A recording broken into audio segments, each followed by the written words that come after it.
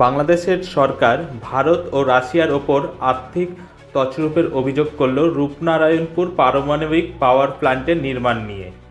বাংলাদেশের anti corruption অভিযোগ করে রূপনারায়ণপুর পারমাণবিক বিদ্যুৎ উৎপাদনের প্ল্যান্টের জন্য $5 আরব তছরূপ করেছে শেখ হাসিনা, তার ছেলে সাজিদ আহমেদ আজিজ জয় ও তার বোনের ছেলে তুলিপ সিদ্দিকী। সেই টাকা মালয়েশিয়ার অফশোর অ্যাকাউন্টে রাখা হয়েছে বলে অভিযোগ করে। এখনও পর্যন্ত ভারত কিছু না জানানোয় রাশিয়া সরাসরি এই অভিযোগ খারিজ করেছে। রাশিয়ার তরফ থেকে জানানো হয়েছে, এই পারমাণবিক বিদ্যুৎ উৎপাদন কেন্দ্র নিয়ে যে চুক্তি হয়েছিল তা সম্পূর্ণ স্বচ্ছ চুক্তি।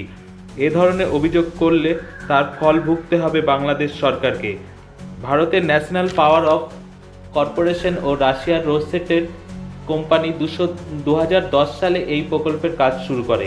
এখানে 2400 মেগাওয়াট বিদ্যুৎ উৎপাদন হতো যদি কাজটি সম্পূর্ণ হতো। তার আগেই শেখ হাসিনা ভারতে চলে আসে, এরপরই এই প্রকল্পটি বন্ধ হয়ে যায়। এ বিষয়ে আরও জানতে কলকাতা সমাচার চ্যানেলটি লাইক করুন, সাবস্ক্রাইব করুন ও বেল আইকনটি প্রেস করুন।